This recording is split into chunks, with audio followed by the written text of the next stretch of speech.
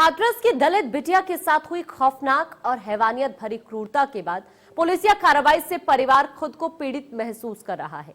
UP police ने ऐसा बर्ताव किया है जो परिवार के लोगों की पीड़ा पर नमक छिड़कने का काम कर रहा है। पुलिस ने अपनी मर्जी से हैवानियत की शिकार लड़की का अंतिम संस्कार कर दिया। अंतिम दर्शन के लिए भीख मांगता रहा परिवार। इतनी हिम्मत है, मैं झोली में कोई भीख डाल सके तो कोई माँ को लाल है। बेटी की आखिरी झलक भी नसीब नहीं।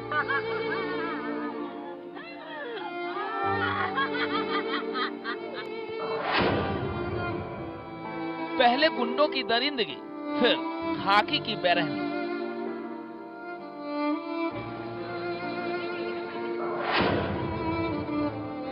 जबरदस्ती कर दिया पीड़िता का अंतिम संस्कार। इतनी हिम्मत है, मैं झोली में कोई भीख डाल सके तो कोई माँ को लाल है। वो भीख मांगते रहे, गिड़गिड़ाते रहे कि उनकी बेटी के शव को थोड़ी देर के लिए ही दिखा दे।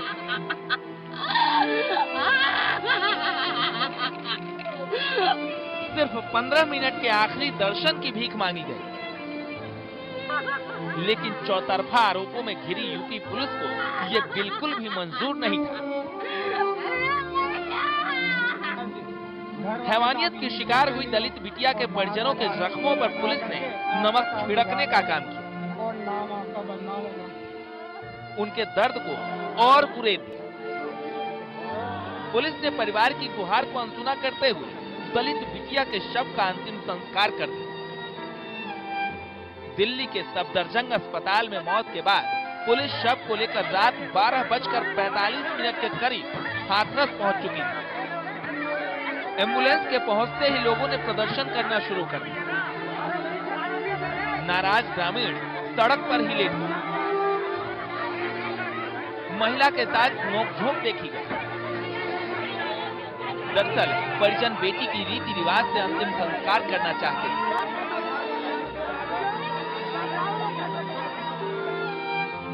मृतक लड़की की मां का कहना था कि बच्ची की विदाई करनी, हल्दी लगाने की आखिरी रस्म पूरी करनी। हल्दी वगैरह लगानी होती है, हम अपनी बेटी को हल्दी वगैरह लगा के हमारी आखिरी बच्ची की विदाई लौट के तो दोबारा नहीं आएगी।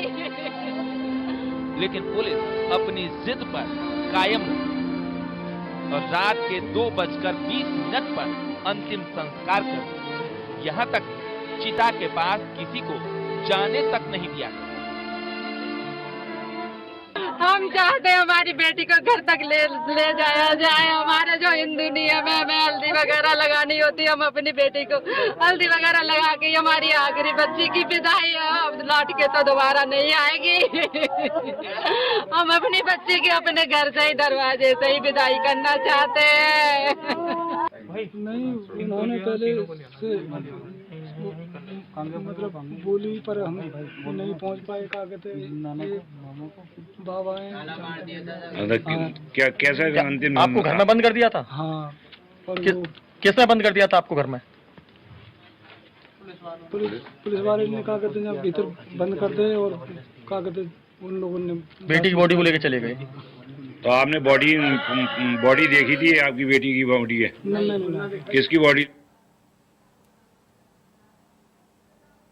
और ज्यादा जानकारी के लिए हमारे संवाददाता हाथरस से हमारे साथ पीएन शर्मा जुड़ चुके हैं और लखनऊ से हमारे संवाददाता रवि हमारे साथ जुड़ चुके हैं। पीएन शर्मा, सबसे पहले आपके पास में आने की कोशिश करूंगी। देखिए, जिस तरह से ये घटना हुई है, वाकई बहुत दुखद है ये वारदात जो सामने आई है। पुलिस पर बहुत सारे सवाल उठे हैं, लेकिन यहाँ पर जो कार्यप्रणाली पुलिस की किस तरह से सवालों के घेरे में है वो भी हम सबके सामने है। लेकिन अब सीएम योगी ने जांच के आदेश दिए हैं, फिलहाल क्या अपडेट है इस मामले में? जी बता दें आपको, जो स्थिति है वो एक नाजुक बनी हुई है, क्योंकि जो विश्वास था लोगों का, जो परिवार का एक विश्वास भी था कि चलिए कार्रवाई होगी, लेकिन वो पूरा जो पुलिस का एक शर्मनाक चेहरा बीती रात सामने आया कि उसके दाह संस्कार किया गया, परिजनों को देखने तक नहीं दिया गया। हिंदू रीति रिवाज के साथ होना चाहिए था, वो भी नहीं किया गया। अभी कल मुख्यमंत्री योगी आदित्यनाथ द्वारा 25 लाख रुपए, एक मकान, सरकारी नौकरी, SIT की जांच और फास्ट ट्रैक में बात कही गई है, लेकिन अब परिवार को किसी तरह से उस पर विश्वास नहीं है, भरोसा नहीं है, कह सकते हैं। कि वो भी इससे भी खुश नहीं है कि ऐसा कुछ होने वाला है, इससे कोई फर्क नहीं पड़ने वाला है। जो बेटी के साथ हुआ वो बहुत लंबा समय था और उसके दाह संस्कार के साथ मतलब कह सकते हैं उसके दाह संस्कार का भी एक मौका नहीं दिया गया। हर तरफ से कहीं ना कहीं परिवार को जलील और परेशान किया गया है। जहां हाथरस ही नहीं पूरे देश में इसके लिए उबाल है। महिला के साथ, युवती के साथ किया गया और पुलिस ने भी उसके साथ में एक दुराचार ही कहेंगे इसे, ये भी कहीं गलत नहीं हुआ कि उसका एक हिंदू रीति रिवाज से दाह संस्कार करने की इजाजत भी नहीं दी गई। परिजनों को शकल तक उसकी नहीं देख सके। बिल्कुल, रवि हमारे साथ लखनऊ से हमारे संवाददाता बने हुए हैं। रवि, देखिए जिस तरह से ये गैंगरेप की घटना हुई है हाथरस के अंदर, वाकई पूरे देश में बहुत ज्यादा गुस्सा है। पुलिस को लेकर भी अब और ज्यादा गुस्सा देश के अंदर हो चुका है, क्योंकि पहले जिस तरह से ये घटना हुई है इस बेटे के साथ जितना बुरा हुआ है, उससे बुरा अब पुलिस की तरफ से किया गया, उसका अंतिम संस्कार जबरन कर दिया गया।